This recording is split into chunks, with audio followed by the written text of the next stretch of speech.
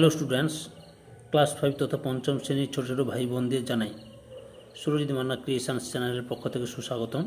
আশা করি তোমরা সকলে ভালো এবং সুস্থ আছো। আমি তোমাদের জন্য এই ভিডিওতে ফার্স্ট সামেটিভ ইভ্যালুয়েশন 2024 অর্থাৎ ফার্স্ট ইউনিট টেস্ট 2024 এর জন্য পঞ্চম শ্রেণীর আমাদের পরিবেশ থেকে 3 সেট প্রশ্নপত্র সহ উত্তর আলোচনা করছি। তার আগে তোমাদের কাছে অনুরোধ, তোমরা ভিডিওটি পুরোটা দেখো এবং ভিডিওটিতে শেয়ার করো এবং ভিডিওতে কমেন্ট জানাও। প্রথমে প্রশ্নপত্র আলোচনা করছি। এই ভিডিওতে আমি 3 সেট প্রশ্নপত্রের উত্তর সহ আলোচনা করছি। প্রথমে প্রশ্নপত্র বলছি, তারপর প্রশ্নের উত্তরগুলো নিয়ে আলোচনা করছি। একের দাগে সঠিক উত্তরটি নির্বাচন করো, যে কোনো দুটি। প্রথম প্রশ্ন, মানব দেহে কোমর থেকে হাঁটু পর্যন্ত হাড়ের নাম হলো হিউমেরাস, ফিমার, আলনা, রেডিয়াস, টিবিয়া ও ফিবুলা। পরের প্রশ্ন, আমাদের দেহের ত্বকের স্তর 1টি, 2টি, 3টি, 4টি। 103-এর প্রশ্ন, রসিক বিল অবস্থিত হাওড়ায়, কোচবিহারে, পুরুলিয়া, কলকাতায়। 2 দাগে শুদ্ধ অশুদ্ধ লেখো, যে কোনো দুটি। প্রথম প্রশ্ন, মেলানিনের জন্য মানবদের চামড়ার রং কালো হয়। পরের প্রশ্ন, নখের যত্ন না নিলে জীবাণু ঢুকে নখকুনি হয়। পরের প্রশ্ন, চিংড়ি একটি মেরুদণ্ডী প্রাণী। 3 দাগে শূন্যস্থান পূরণ করো, যে কোনো দুটি একটি। প্রথম প্রশ্ন, আমাদের সারা শরীরে রক্ত ছড়িয়ে দেওয়ার কাজ করে ড্যাশ। পরের প্রশ্ন, সেগারুর লোম ড্যাশ এর মতো। 4 দাগে 2টি বা 3টি বাক্যে উত্তর দাও, যে কোনো 3টি। প্রথম প্রশ্ন, কালো চামড়ার মানুষদের সম্মানের জন্য কারা কারা লড়াই করেছিলেন। মানব দেহের ত্বকের কাজ কী? 2টি মেরুদণ্ডী ও 2টি অমেরুদণ্ডী প্রাণীর নাম লেখো। 5 থেকে 6টি বাক্যে উত্তর দাও, যে কোনো একটি। মাটির শ্রেণীবিভাগ সংক্ষেপে আলোচনা করো। পুকুরের জল পরিষ্কার রাখতে কী কী নিষেধাজ্ঞা জারি করা উচিত। পরের প্রশ্ন, জীববৈচিত্র্য কাকে বলে? জীববৈচিত্র্য হ্রাস পাওয়ার কয়েকটি কারণ লেখো। এবার উত্তরগুলি দেখাচ্ছি, তোমরা লক্ষ্য করো। 1 দাগে প্রথম প্রশ্ন, মানব দেহে কোমর থেকে হাঁটু পর্যন্ত হাড়ের নাম হলো, সঠিক উত্তরটি হলো অপশান ক্ষয় ফিমার। পরের প্রশ্ন, আমাদের দেহের ত্বকের স্তর, অপশান ক্ষয় 2টি। 1.3 দাগে রসিক বিল অবস্থিত, সঠিক উত্তরটি হলো অপশান ক্ষয় কোচবিহারে। 2 দাগে শুদ্ধ অশুদ্ধ লেখো। প্রথম প্রশ্ন, মেলানিনের জন্য মানবদেহের চামড়ার রং কালো হয়, শুদ্ধ। পরের প্রশ্ন, নখের যত্ন না নিলে জীবাণু ঢুকে নখকুনি হয়, শুদ্ধ। পরের প্রশ্ন, চিংড়ি একটি অমেরুদণ্ডী প্রাণী, অশুদ্ধ। শূন্যস্থান পূরণ করো। প্রথম প্রশ্ন, আমাদের সারা শরীরে রক্ত ছড়িয়ে দেওয়ার কাজ করে ড্যাশ, উত্তর হৃৎপিণ্ড। পরের প্রশ্ন, সজারুর লোম ড্যাশের মতো, উত্তর কাঁটার মতো। 2-3টি বাক্যে উত্তর দাও, যে কোনো একটি। প্রথম প্রশ্ন, কালো চামড়ার মানুষদের সম্মানের জন্য কারা লড়াই করেছিলেন। উত্তর Mahatma Gandhi, Nelson Mandela, Martin Luther king.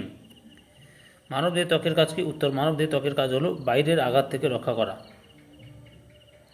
পরের প্রশ্ন, 2টি মেরুদণ্ডী ও 2টি অমেরুদণ্ডী প্রাণীর নাম লেখো। 2টি মেরুদণ্ডী প্রাণী হলো গরু, ছাগল।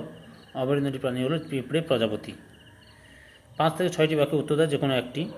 প্রথম প্রশ্ন, মাটির শ্রেণীবিভাগ সংক্ষেপে আলোচনা করো। উত্তর মাটিকে 3 ভাগে ভাগ করা যায়, যথা এঁটেল মাটি।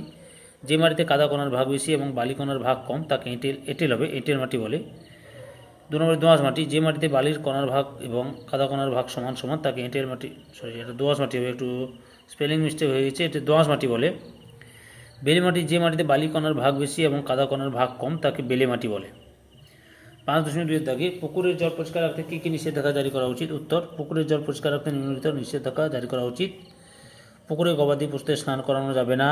পুকুরে মলমূত্র পরিত্যাগ করা যাবে না। বাড়ির আবর্জনা, প্লাস্টিক, পলিথিন, ভাঙা কাঁচের জিনিসপত্র পুকুরে ফেলা যাবে না। বাসন মাজা ও কাপড় কাচা বন্ধ করতে হবে। প্রয়োজনে পুকুরের পাড়ে এই সমস্ত করা যাবে না, এগুলি বোর্ডে লিখে টাঙিয়ে রাখতে হবে। তারপরে 5.3 দাগে জীববৈচিত্র্য কাকে বলে? জীববৈচিত্র্য হ্রাস পাওয়ার কারণ লেখো। উত্তর জীববৈচিত্র্য আমাদের চারপাশে বিভিন্ন বাস্তুতন্ত্র, বিভিন্ন উদ্ভিদ ও প্রাণী প্রজাতির সমাবেশকে একত্রে জীববৈচিত্র্য বলে। জীববৈচিত্র্য হ্রাসের কারণ অপরিকল্পিতভাবে বন্যা নিয়ন্ত্রণ, বাঁধ, স্লুইস গেট হবে, রাস্তা, সেচ অবকাঠামো, কালভার্ট নির্মাণ করা। কৃষিক্ষেত্রে মাত্রাতিরিক্ত নিষিদ্ধ কীটনাশকের নিচেচ্ছ ব্যবহার, কলকারখানা বর্জ্যের মাধ্যমে জলদূষণ, নদী ও অন্যান্য মুক্ত জলাশয় পলিজমা, জলাভূমিকে কৃষিভূমিতে রূপান্তর। এরপরে প্র্যাকটিস সেট 26। প্রথম প্রশ্ন, সঠিক উত্তরটি বেছে নিয়ে লেখো। 1 দাগে প্রথম প্রশ্ন, কান থেকে কনুই পর্যন্ত হাড়টি হলো হিউমেরাস, রেডিয়াস, ফিমার। পরের প্রশ্ন, সেজারুর কাঁটা কিসে রূপান্তর? ত্বক, লোম, পালক। পরের প্রশ্ন, ডট চিকিৎসার মাধ্যমে কোন রোগ সারে? টাইফয়েড, নিউমোনিয়া, যক্ষা। পরের প্রশ্ন, শূন্যস্থান পূরণ করো। ত্বকের উপরের স্তরে ড্যাশ থাকে না। পরের প্রশ্ন, জিমন্যাস্টিক করলে অস্থিসন্ধি ড্যাশ হয়। পরের প্রশ্ন, একটি জলবাহিত রোগ হলো ড্যাশ। 3 দাগে সংক্ষিপ্ত উত্তর দাও, যে কোনো দুটি। 3 দাগে প্রথম প্রশ্ন, গায়ে রোদ লাগানো ভালো কেন?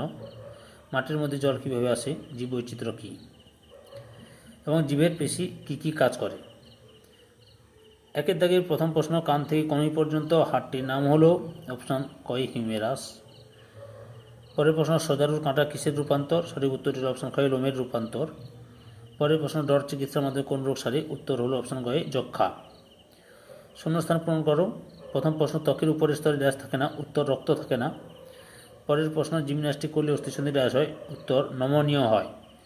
পরের প্রশ্ন, একটি জলবাহিত রোগ হলো ড্যাশ, উত্তর হল কলেরা। সংক্ষিপ্ত উত্তর দেয় যে কোনো দুটি। প্রথম প্রশ্ন, গায়ে রোদ লাগানো ভালো কেন, উত্তর গায়ে রোদ লাগালে আমাদের চামড়ায় মেলানিন উৎপন্ন হয়, এই মেলানিন সূর্যের অতিবেগুনি রশ্মি শোষণ করে আমাদের ক্যান্সারের হাত থেকে রক্ষা করে। 2 নম্বরে, গায়ে রোদ লাগালে ত্বকে ভিটামিন ডি উৎপন্ন হয়, এই ভিটামিন ডি শিশুদের রোগ প্রতিরোধ করে, তাই গায়ে হালকা রোদ লাগানো ভালো। 3.2 মাটির মধ্যে জল কীভাবে আসে, উত্তর বিভিন্ন পদ্ধতিতে মাটির নিচে জল আসে, যথা 1 নম্বরে, মাটির নিচে লক্ষ লক্ষ বছর ধরে বৃষ্টির জল চুঁয়ে চুঁয়ে ঢুকে যায়। এছাড়া আশেপাশের জলাশয় থেকেও জল বালির কোনার ফাঁক দিয়ে চুঁয়ে এসে মাটির নিচে জমা হয়। সমুদ্রের জল চুঁয়ে মাটির নিচে প্রবেশ করে, শিলার সৃষ্টির সময় কিছু জল শিলার মধ্যে মাটির নিচে থেকে যায়। পরের প্রশ্ন, জৈববৈচিত্র্য কি, উত্তর আমাদের চারপাশে বিভিন্ন বাস্তুতন্ত্রের বিভিন্ন উদ্ভিদ ও প্রাণী প্রজাতির সমাজকে একত্রে জীববৈচিত্র্য বলে। 3.4 জীবের পেশি কী কী কাজ করে, উত্তর খাদ্য গ্রহণ ও কোনো খাবার চেটে খাওয়া খেতে সাহায্য করে, খাদ্য চিবানোর সময় খাদ্যকে মুখের ভিতর উলট পালটে সাহায্য করে, খাদ্য গিলতে জীবের সাহায্য লাগে, আমাদের কথা বলতেও জীব সাহায্য করে। প্র্যাকটিস সেট 27, এখানে সঠিক উত্তরটি বেছে নিয়ে লেখো। প্রথম প্রশ্ন, একটি শিকারী মাছ হলো কাতলা, মৌরলা, ল্যাঠা বাটা। পরের প্রশ্ন, মানব দেহের সবচেয়ে বড় অস্থিটি হলো হিউমেরাস, ফিমার, রেডিয়াস, ফিবুলা। পরের প্রশ্ন, শূন্যস্থান পূরণ করো। প্রথম প্রশ্ন, বিসিজি টিকাকরণ করা হয় ড্যাশ রোগ প্রতিরোধের জন্য। পরের প্রশ্ন, এটি গাছের ভারী শাখা প্রশাখাকে ধরে রাখতে সাহায্য করে ড্যাশ। অমিল শব্দ খুঁজে বের করো, টিয়া, ময়না, কাক, পায়রা। মানুষ, রুই মাছ, ছাগল, আরশোলা। 4 দাগে ঠিক না ভুল লেখো। বাঁশ গাছের আকর্ষণ দেখা যায়, মেলানিন ত্বকে থাকার জন্য ক্যান্সার হয়। 5 দাগে অতি সংক্ষিপ্ত উত্তর দাও।